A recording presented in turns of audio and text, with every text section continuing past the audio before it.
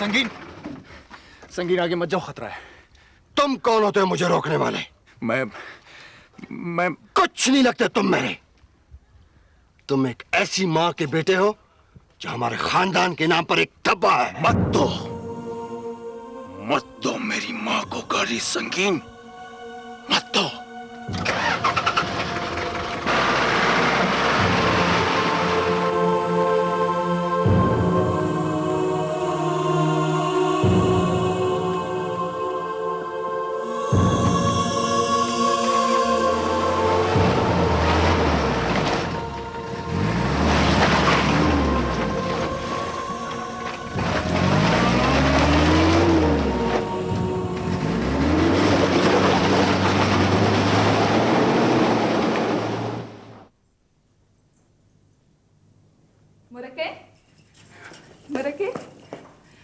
बिल्किस और मैंने एक फैसला किया। मुझे तुम दोनों की बातों से बहुत डर लगता है। डर? डर किस बात का मुर्के? हमने तो खुशी का एक बहाना तलाश किया। कैसी खुशी? अब बता भी दो। बिल्किस की गुड्डी और मेरे गुड्डे की शादी है। मुर्के, आप खामोश क्यों हो गए? आप भी हमारे साथ भावली में पड़ जाएंगी। पता नहीं शाना बेटा, मेरा दिल इस किस्म की बातों से क्यों घबराता है। जब तुम वहां अपने गुड्डे की बारात लेकर जाओगी तो मुझे ऐसा लगेगा जैसे मेरे बख्तियार की शादी हो। हाँ हाँ बिल्कुल, मेरा गुड्डा भी ऐसा ही है। बड़ी बड़ी मूछें, खूबसूरत चमकीली आंखें। मुर्के,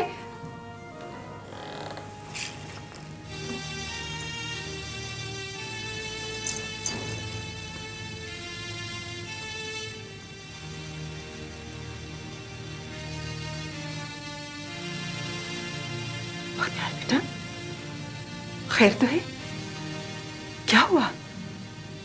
तुम्हारा रंग इतना उड़ा उड़ा सा क्यों है? तुम एक ऐसी माँ के बेटे हो जो हमारे खानदान के नाम पर एक धब्बा है। धब्बा है, धब्बा है। क्या हुआ बख्तियार? संगीन बार बार मुझे तुम्हारे नाम की गालियां देता है। मैं कब तक ये रुसवाई और बेगैरती बर्दाश्त करता रहूंगा? बख्तियार बेटा, मलक अबा से कह दो। मरकई, ये दाग मलक अबा का ही दिया है। इस खानदान ने कत्ल के बदले जुबान से तो तुम्हें कबूल कर लिया है, लेकिन दिल और दिमाग में तुम्हारे लिए कोई जगह नहीं दी। इस तानों को सुनते सुनते मेरे बाल सफेद हो गए। संगीन मेरी वजह से तुमसे दुश्मनी करता है, लेकिन मलक अबा ने तुम्हारा और बल्किस का रिश्ता। ये रिश्ता नहीं हो सकता। पहले उसे तुम्हारी हैसियत तस्लीम करनी होगी, उसके बाद रिश्ते की बात। नहीं बख्तियार, ये मलक अबा का फैसला है। ये बात तुम्हें माननी होगी। मरकई,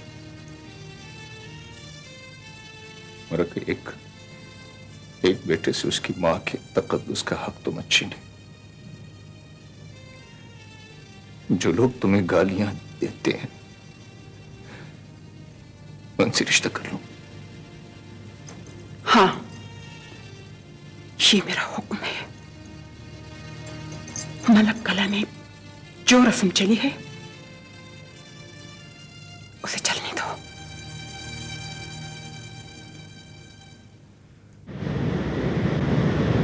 काका, मैं बख्तियार को किसी भी सूरत में अपना खून नहीं समझता। बेटे, पुराने किस्सों को दोहराने से क्या फायदा है? बार बार कुछ किस्से बार बार दोहराने पड़ते हैं काका। तुम चाहते क्या हो? मुझे साफ साफ बता दो। मैं जो चाहता हूँ उसे मांग कर नहीं, छीन कर हासिल करूंगा। बेटे, होश से काम लो, जोश से नहीं। जिंदगी के फैसले जज्बात से नहीं, ठंडे दिलो दिमाग से। गाड़ी रोको, मलक जांदाद है। संगीन बेटे, तुमने अच्छा नहीं किया। ये तुम्हारा चचा है। चाचा? ऐसी औरत का शौहर है जो मेरे बाप के कत्ल के बदले में यहाँ आई है। तुम पागल हो गए हो लिवाने शवी। यकीन जानिए, अगर मेरे जैसा टैलेंट किसी और के पास होता तो अब तक कहां से कहां पहुंच चुका होता। जी जी बिल्कुल, मैं तो आपके टैलेंट की बिल्कुल कायल हूँ।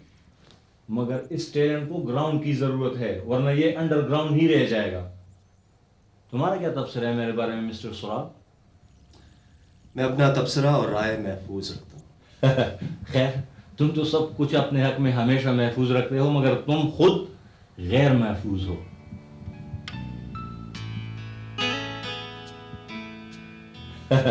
खैर, ये कॉल नहीं है, बस वैसे ही मिस्टर सुराब के बारे में मेरा ज़ाती ख्याल है।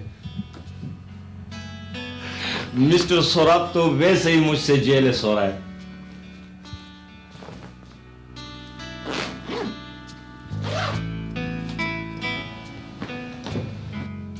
घंटे से तो तुम पैकिंग कर रहे हो, काम तुमसे होता नहीं, बातें करते रहते हो हर वक्त। मैं देखती हूँ जाके उसे।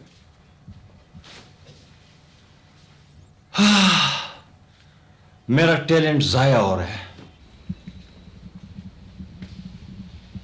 सौरभ, इतनी ज्यादा संजीदगी तुम्हारे साथ अच्छी नहीं लगती है। संजीदगी फितरी अमल है ईमान। दिलबर कुमार जैसा आदमी भी कभी कभार संजीदा हो सकता है। लेकिन जनाब, आज तो आपकी संजीदगी दिलबर कुमार की बातों से भी नहीं टूटी। अजीब मूड बनाया तुमने।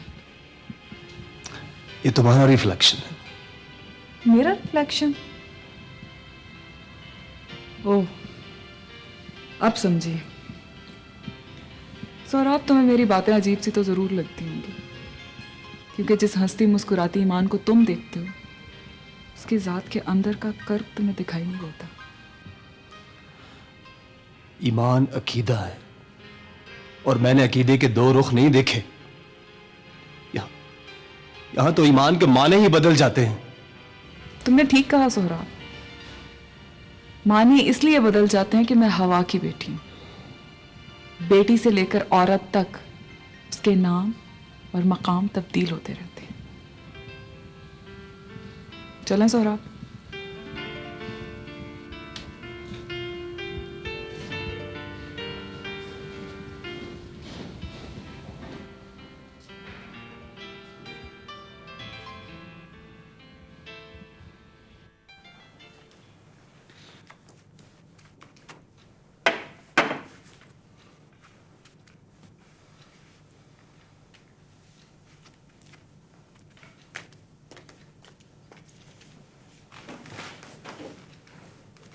मेहरबानो, तुम यहाँ क्या कर रही हो? तुम इसकी नौकरानी तो नहीं हो? नौकरानी नहीं, मगर खाला तो हूं, और सास भी।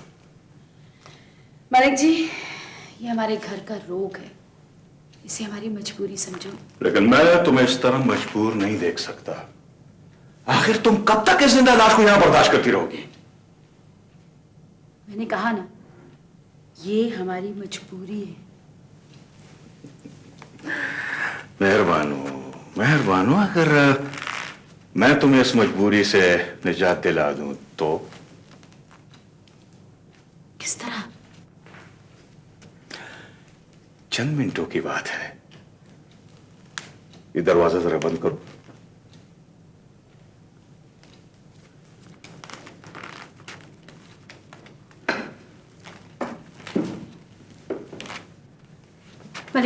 मलिक जी, अगर ईमान को पता चल गया तो? कुछ भी नहीं होगा। ये सांस की डोरी है ना, ये इतनी मजबूत नहीं होती, और इंसान को किसी वक्त कुछ भी हो सकता है।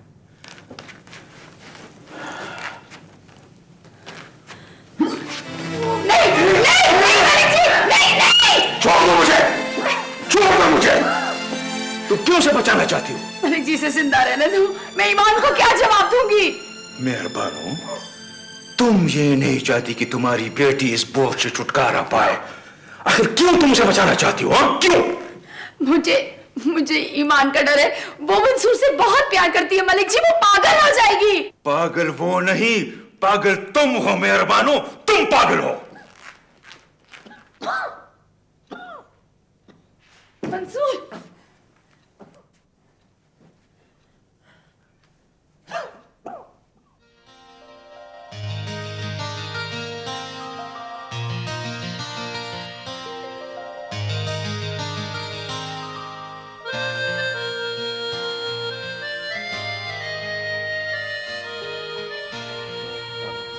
तुमने वो मैं ये कह रही थी कि ये जो कश्तियाँ हैं इनका कल हमने इनके घरों को शूट किया था ना, अब ऐसा करते हैं कि इनका एक लॉन्ग शॉट लेते हैं, ठीक है ना? इन्हें घर में जाते हुए दिखाते हैं ना, उसके बाद एक क्लोज में ले लेंगे। चलें। मैडम मेरी एक तजवीज़ है, अगर मैं कपड़े बदल कर लेबर की जगह इस कश्ती में बैठ जाऊं तो कैसे? दिलबर यार फजूल बातें मत करो, कभी तो संजीदा हो जाया करो, काम करने दो यार। चलो ना सोरा प्लीज, इसे रहने दो, सारा टाइम वेस्ट कर देता प्लीज। और लाइट जा रही है ना, और एक शॉट बनाओ।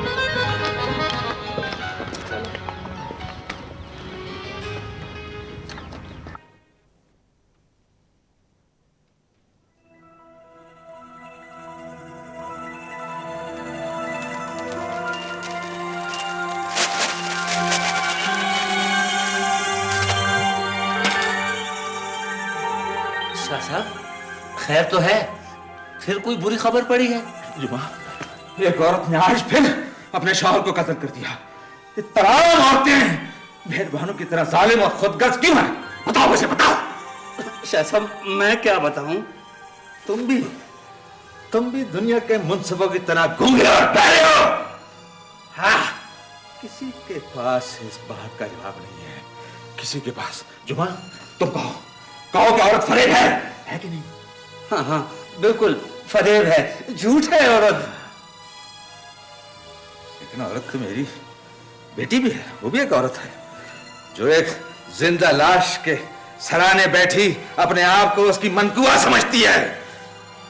मेरी बेटी ईमान एक कब्र के कतबे की तरह है। ईमान ऐसा क्यों है? क्यों है ऐसा, बता मुझे, क्यों है आखिर इसमें? खुदा बेहतर जानता है शाह साहब। अरे बेहतर तो वो जानता है, मैं भी जानता हूं क्योंकि उसमें सकत नहीं है बगावत की। वो मोहब्बत के जाल में जकड़ी हुई है, डूबी हुई है मोहब्बत के अंदर। तो पागल कर दिया उसको, पागल कर दिया। जाओ उससे कहो कि तोड़ दे गुलामी की तमाम जंजीरें, तोड़ दे उस नाते को जिसका नाम है लेकिन शनाख्त नहीं है। जाओ उससे कह दो। शाह साहब फिर तो ईमान बीबी को भी आप फरेबी और दगाबाज औरत के नाम से याद करेंगे। लेकिन मेहरबानों में और ईमान में कुछ तो फर्क होना चाहिए ना, है ना? क्योंकि मेहरबानों ने तो अपना शौहर छोड़ दिया और वो बेटी हमारी, वो अपने शौहर को छोड़ नहीं सकती, नहीं छोड़ सकती।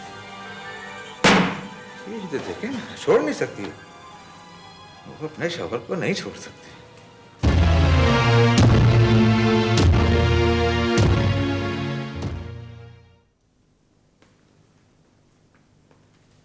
संगीन, मलक आबा तुम्हें याद कर रहे हैं।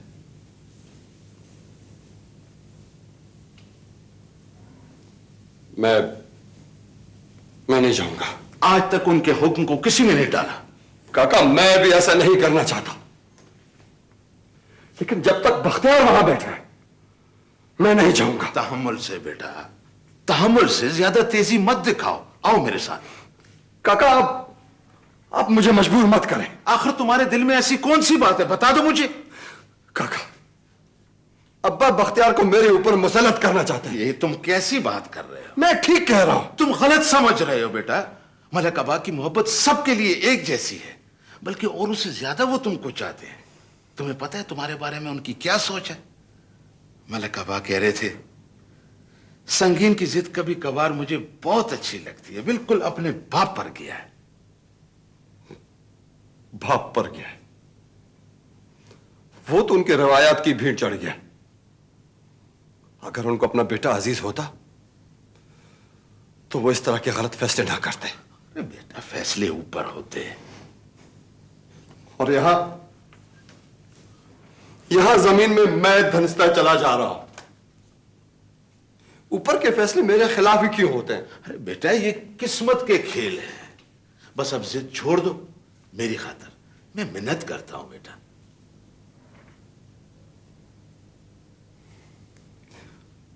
काका आप हर बार मुझे ही शिकस्त दिलवाते हैं।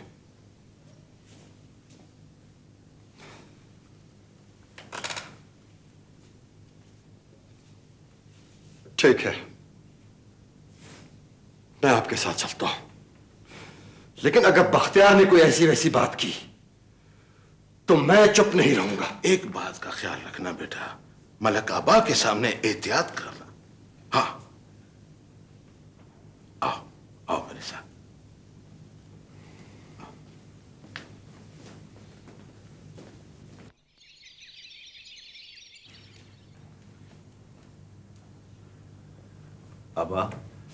अब आप बैठ जाए ना। मलक आबा, संगीन को ले आए हो? आज मुझे एहसास हुआ कि मैं बुरा हो चुका हूं। जिस मलक आबा के इशारे पर बड़े बड़े लोग उठते बैठते हैं, आज खुद उसका पोता उसकी नहीं सुनता। मलक आबा, आप नाराज ना हो। संगीन, तुम चुप रहो यार मोहम्मद। मैं समझता हूं कि तुम्हें संगीन को यहां लाने में कितनी तकलीफ पहुंची होगी। मैं इससे पूछता हूं कि मैं तुम्हें बार बार बुलाता हूं, क्यों नहीं आते? बोलो। मुझे कुछ नहीं कहना आबा। आज तुम्हें सब कुछ कहना होगा। संगीन बेटे, कोई गिला शिकवा हो बता दो मलक आबा को। अब बस संगीन सी गलती हो गई, आप माफ कर। मेरे लिए माफी मांगने की कोई जरूरत नहीं। तुम्हें यह हक किसने? संगीन, तुम्हारे बड़े मेरे सामने आहिस्ता आहिस्ता सांस लेते हैं और तुम चिल्ला रहे हो, अपने भाई से दुश्मनी करते हो। अब्बा, आप हर मकाम पर मुझे बख्तियार के मुकाबले में लाकर खड़ा कर देते। क्या मैं कुछ नहीं लगता आपका? सिर्फ इसलिए कि ये पढ़ा लिखा है और मेरी ऐसे एक शिकारी कुत्ते की बोलने दे इसे यार मोहम्मद। आज पहली बार संगीन इस लहजे में बात कर रहा है। बोलो।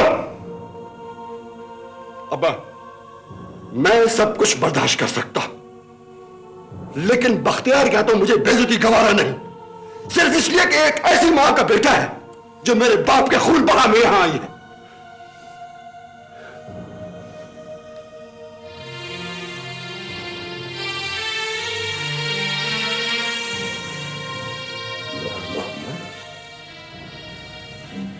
क्या कहा संगीन ने?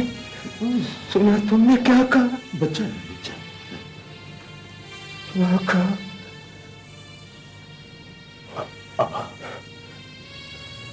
अब आप परेशान ना।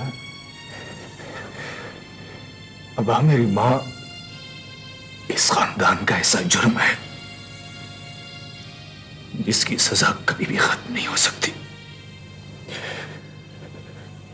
ये सजा कई वर्षों से मेरा बाप मेरी मां को देता आ रहा है और मुझे संगीन, ये पगड़ी मेरे सर पर बहुत भारी हो चुकी है। मुझे अपने सर की फिक्र नहीं, इस दस्तार का गम है।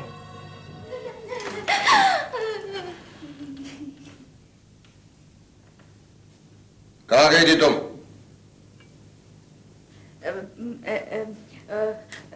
लाला, भला मैं कहां जा सकती हूँ? शानू आई थी। वो लाला, मुझे तुमसे एक जरूरी बात करनी है। कैसे भाई हो? कभी कभी नरमी से बात ही नहीं करते हो। सबको यही शिकायत है, खुदा ने मेरी शक्ल ही ऐसी बनाई है। हाँ रिश्तिया, लाला, वो शानू कह रही थी कि वो तुमसे ना बहुत डरती है। तुम कभी शानू से सीधे मुंह बात ही नहीं करते हो। गैरों की बातें तुम्हारे मुंह से अच्छी नहीं लगती। वाह लाला जी वाह, शानू गैर थोड़ी है, वो तो हमारी है और हमारी रहेगी। लाला जी, मेरी एक बात मानोगे? क्या है? ऐसे गुस्से में नहीं। अच्छा चलो, बात क्या है? लाला, मैंने ना शानू से वादा किया है कि अब के बार जब उसके कबीले वाले आएंगे ना तो तुम उनसे बात करोगे। लाला, मैं शानू को यहां से जाने नहीं दूंगी। वो तो हमारी है, हमारी।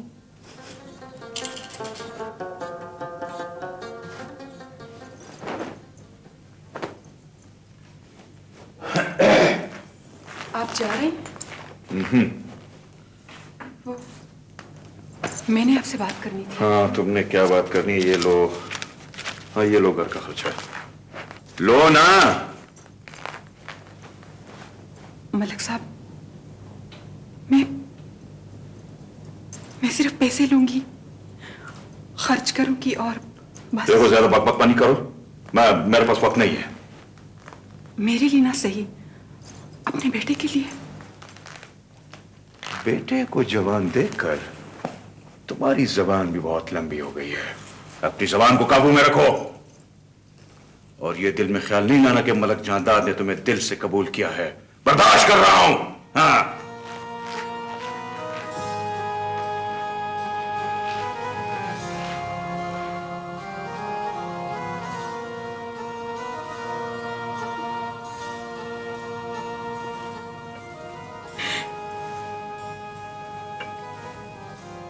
मुर्गे, आप फिर रो रही हैं? शान बेटी, आंसू तो मेरा मुकद्दर है। लोग कहते हैं बेटे जवान हो तो माएं मजबूत हो जाती हैं। बख्तियार जवान है, लेकिन मेरी गर्दन अब भी झुकी हुई है।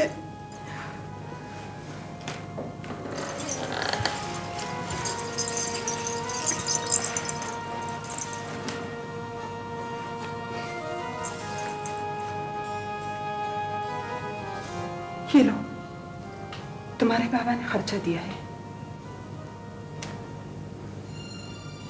बाबा की फराइज सिर्फ इन नोटों तक महदूद है मुरक्की। आप मुझे क्या जवाब देंगे? जवाब तो बाबा के इन नोटों में मौजूद है मुरक्की। कितनी तौहीन की है इन नोटों ने मुकद्दस रिश्तों की।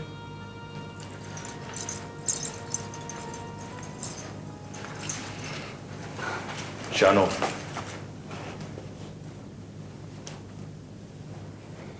मुरक्की बता रही थी तुम्हारे गुड्डे की शादी है। अपने गुड्डे की शादी के लिए मेरी तरफ से रख लो।